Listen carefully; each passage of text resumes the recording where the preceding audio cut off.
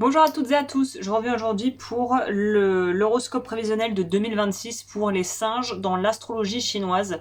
Si tu veux calculer ton signe et que tu tombes ici, ça sera dans la barre d'informations que ça se passe. Et s'il s'avère que tu n'es pas singe, il y a la playlist qui est également juste en dessous de cette vidéo à laquelle tu pourras te référer pour savoir un petit peu ce que l'année te réserve sur le plan astrologique. Et on va faire le tirage ensemble. On va commencer avec le tirage en 6 cartes que je fais tout le temps. Enfin, que j'ai fait pour tous les signes. Là, j'ai voulu utiliser ça. Le tarot, je mets les cartes en place et puis on découvre le message ensemble. N'hésite pas, si tu aimes ce que je fais, à me soutenir en interagissant avec la vidéo, c'est-à-dire commenter, t'abonner, partager, liker, tout ça. Et on prendra à la fin une carte d'un oracle. Je vais la préparer d'ores et déjà et on la découvrira ensemble à la fin. J'ai acheté cet oracle en fait exprès pour cette série de vidéos en gardant un petit peu la thématique orientale avec, tu verras, la déesse Kuan Yin. Alrighty, c'est parti. On va commencer avec l'énergie générale pour toi pour 2026. Ça va nous donner un peu la température. Ok, apporter l'attention à l'essentiel, retenue, contentement, modération. Donc c'est une année plutôt tranquille où tu vas pas avoir envie de foncer à toute berzingue. C'est pas une année à proprement parler de réalisation très rapide, de changement, de retournement de situation à 180 en 30 secondes. On est dans une année où on prend le temps qui pourrait paraître un peu plus calme, un peu plus cool, un peu moins go go go que les autres, mais parce que justement il y a des choses qui sont en train de maturer, il y a un besoin de continuer à nourrir déjà le travail enclenché. Donc déjà, on pourrait nous dire la bonne nouvelle, c'est que quelque chose s'est déjà mis en route pour toi depuis l'année dernière et peut-être même l'année d'avant. On est sur une accumulation de choses qui se mettent en place et donc c'est pas une année où on recommence tout de zéro, il faut repartir, il faut trouver des idées, quitte à changer complètement sa façon de faire. On est dans une année où on prend le temps en fait de solidifier et de vraiment trouver des appuis solides et nourrir tout ce qu'on a mis en place déjà. C'est-à-dire les graines, elles ont déjà germé. Maintenant, on en est à la phase de croissance et d'entretien de la plante ou de la première récolte, voilà, si on garde mon analogie des plantes. Mais on est dans quelque chose qui est déjà lancé. Ok. L'attente pour être quelque chose qui justement cette année est un peu le défi pour toi parce que le 9 d'épée va nous parler d'être un petit peu hanté par son passé ou stressé par ce qu'il y a à faire.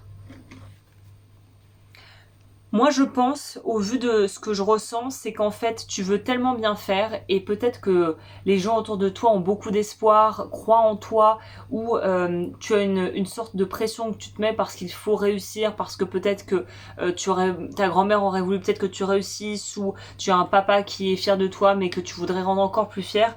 Donc attention à justement pas vouloir trop accélérer le rythme et vouloir aller à toute berzingue pour absolument finalement faire plaisir aux autres. Et ça me fait penser au dessin animé Mulan, je sais pas pourquoi cette notion de on veut rendre la famille fière, on veut être fier de soi, on veut faire les choses bien, mais quitte parfois peut-être à bâcler certaines étapes, à vouloir zapper et à aller plus vite que la musique et vouloir trop faire rapidement, alors qu'on te dit qu'ici il faut y aller en respectant ton rythme intérieur. Et peut-être que ton rythme intérieur n'est pas celui que tu aimerais, mais c'est celui qui sera juste pour toi. Il faut respecter, il y a un truc par rapport au cycle de la vie et respecter les cycles de la vie. Le mouvement qui se met en marche, le mouvement du destin qui se met en marche pour cette année, pour toi. Waouh! L'accomplissement, très jolie carte, qui nous parle du coup de victoire crescendo. Donc vraiment, on nous rappelle encore cette idée de passer des paliers à ton étape. Prudence et performance optimale, réalisation finale. Donc il y a une idée de clôturer en 2026 quelque chose qui a pris peut-être plusieurs années à se mettre en route, mais c'est pas parce que tu sais que tu arrives bientôt au bout qu'il faut en fait bâcler certaines étapes importantes. Ouais, le fou. On est vraiment dans la notion de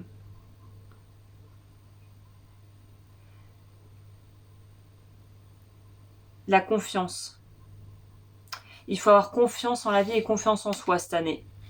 et ta confiance en toi va être mise à l'épreuve pour voir si ce que tu veux et ce que tu dis et ce que tu mets en place est congruent. Est-ce que c'est cohérent? Est-ce que entre ce que tu dis et ce que tu fais c'est congruent? Est-ce que les choix que tu fais, les étapes que tu mets en place, tout ça, si ça... Est-ce que c'est juste? Est-ce que c'est fait dans les bonnes conditions? Il y a toute une notion ici de faire les choses dans les règles de l'art et de vraiment suivre presque un protocole, des étapes assez évidentes finalement. Hein. Le déséquilibre ou ce qu'il va falloir rééquilibrer, on a quelque chose de similaire à la carte précédente. On a la marche, conscience de soi. On nous rappelle encore cette notion de prudence, progression avec prudence et sensibilité, action responsable. Donc on a le sentiment que le stress vient du fait que tout pourrait s'écraser à tout moment. C'est à la fois hyper motivant, mais aussi hyper éreintant et stressant, on peut le comprendre. Et on a ici la princesse de bâton. Princesse de bâton qui doit s'apparenter au valet de bâton. Et tu vois, c'est marrant que je fasse mon analogie sur la plante. Elle tient, je ne sais pas si tu verras bien, elle tient dans sa main une fleur. Elle a déterré une fleur et elle tient dans sa main cette fleur. Et elle n'a pas juste coupé la tige, elle a vraiment toute la plante. Et elle avance avec détermination, c'est le moins qu'on puisse dire. Donc il y a vraiment cette notion de devoir se faire confiance et en même temps faire confiance à la vie. Et il n'y a pas trop la place pour le doute ici. On ne pourra pas trop douter, il va falloir être assez... pas trop douter et pas trop se poser les mauvaises questions ou tourner en boucle des situations, des épisodes de ta vie. Il va falloir vraiment y aller. Hein. L'équilibre, qu'est-ce qu'il y a à nourrir? Il y a vraiment, d'ici la fin de 2026, vous aurez accompli quelque chose d'important pour vous, ça c'est clair. Mais ce qui est difficile ici, c'est de sortir de la... Tu vois, on en parlait doute, hésitation, conditions instables, perte de confiance. Donc ça va être très dur pour toi de rester dans une dynamique très optimiste, peut-être parce que l'environnement actuel est peut-être un petit peu compliqué. Pour toi, il y a peut-être des choses délicates qui se passent et c'est ok, ça arrive à tout le monde et c'est le lot de tout le monde, quel que soit le moment. Voilà, rien n'est toujours idéal. Mais il y a cette notion ici de 3 de denier. 3 de denier, ça veut dire... peut-être problème de collaboration. Donc peut-être que ce qui va te stresser va plutôt venir de l'extérieur, alors que toi, tu es plutôt, semble-t-il, aligné à l'intérieur. Quelle est la voie juste à suivre ici? On a la commissure des lèvres, elles sont très belles ces cartes. Santé, bien-être, instauration de l'équilibre, sustentation du corps, de l'esprit et de l'âme.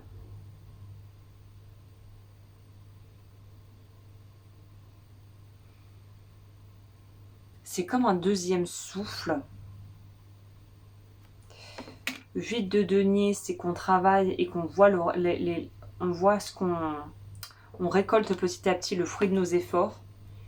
Pour moi, ça pourrait nous parler de quelqu'un dans ton entourage qui va vraiment être bienveillant et qui va compenser justement cette espèce de sentiment d'urgence, de peur, de personnes qui pourraient peut-être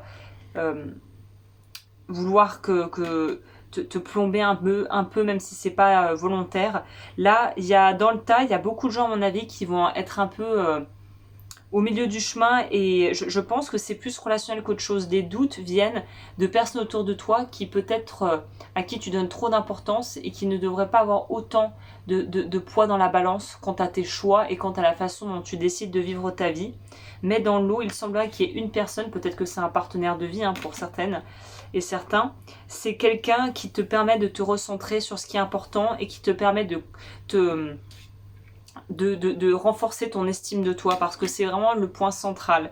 Ça peut aussi être un thérapeute ou un coach, quelqu'un qui va vraiment te permettre de te recentrer, de t'aiguiller et de dire t'as les réponses en toi, tout est en toi, t'as les capacités, ne doute pas de toi. C'est un peu le leitmotiv, c'est sortir du doute de soi qui pourrait être peut-être un petit peu renforcé par l'extérieur. Et le conseil global, c'est l'abondance. Donc c'est plutôt sympa comme conseil. C'est quelque chose de fertile, c'est ça, le terreau est fertile. Tu arrives à quelque chose de vraiment très, très satisfaisant. Et là, il va falloir faire du ménage au niveau relationnel, parce que pour moi, l'as de vérité vient nous dire qu'on tranche avec l'illusion, on tranche avec le déni, on ne reste plus bloqué dans des peut-être, dans des on verra, dans des trucs en fait très théoriques, on est dans du concret, et en fait, tu vas devoir être mise en face, ou mis en face de tes propres incohérences ou des incohérences des autres. Parce que si tu as des gens autour de toi qui disent qu'ils veulent ton bien, mais qui finalement ils font rien pour aller dans ce sens, il faut se baser sur ce qu'ils font, pas sur ce qu'ils disent. Tu vois un peu la dynamique. On va voir ce que la carte du oracle de Kuan Yin va nous raconter. Son de la flûte ardente. Je vais lire le message comme ça, on verra ce que ça dit en plus. Il est sage d'accepter tout ce qui vit sans juger bonne ou mauvaise les personnes ou les situations. Certaines sont plus agréables que d'autres, bien qu'une difficulté puisse parfois nous apporter de grandes opportunités et nous pousser à grandir, se transformant alors en bienfaits. Mais cela ne signifie pas que nous devions abandonner le pouvoir de choisir. Notre discernement peut nous guider sur le chemin grâce à des expériences joyeuses, encourageantes et utiles pour la croissance de notre âme. Discerner n'est pas juger. Cela ne rend pas certaines choses meilleures ni pires que d'autres. C'est un pouvoir de sélection fondé sur le désir ou l'intention. Si nous voulons grandir dans la joie et l'aventure au lieu de la souffrance et la peur, usons de discernement pour aller vers ce qui nous paraît ouvert et bon pour le moral plutôt que vers l'expérience contraignante et éreintante. Il est nécessaire de faire des choix dans tous les domaines de la vie, du monde physique au spirituel. Depuis le style de vie que nous menons jusqu'aux personnes avec qui nous préférons vivre ou notre façon de passer le temps et même les sortes d'énergie spirituelle que nous invoquons, nos choix façonnent notre réalité. L'utilisation d'un sage discernement nous aide à rester clairs, précis, fidèles à nos perceptions. Comme la flûte ardente dont le son traverse les vibrations, il brise les illusions pour atteindre l'essence même du sujet. Avec cette vérité pure, aucune mauvaise surprise ne nous attend, et si c'est pourtant le cas, nous la gérerons facilement et l'utilisons pour grandir avec un minimum de souffrance. Nous reconnaissons le vrai du faux. Notre connaissance intérieure guide nos choix vers les personnes, les lieux, les opportunités et les expériences que nous sentons alignés sur l'amour. Notre chemin de vie se remplit alors de joie et de bien-être. Vos capacités de discernement augmentent et vous devenez capable de choisir en écoutant votre cœur et en abandonnant la peur et la honte qui masquaient votre perception. Cet oracle vient à vous car vous avez besoin de regarder une situation de votre vie avec le cœur au lieu de vous focaliser sur les apparences. Ne craignez pas de croire votre propre vision des choses, amis très chers. Cela vous aidera à vivre selon votre vérité et à prendre soin de votre âme. Et ça confirme très bien, je trouve que ça résume très bien la carte conseil, ici les deux cartes conseil. Le discernement, c'est ce qui vous aidera à pouvoir naviguer et avancer durant cette année sans vous perdre ou sans en fait tomber dans peut-être des pièges relationnels qui ne vont pas vous aider à améliorer votre vie et qui au contraire pourraient être des sources peut-être de stress qui pourraient être évitées. Voilà, et bien écoute, j'espère que ça t'a plu. Si c'est le cas, n'hésite pas, comme je le disais au début, à interagir avec la vidéo et je te dis à très vite pour de nouvelles aventures.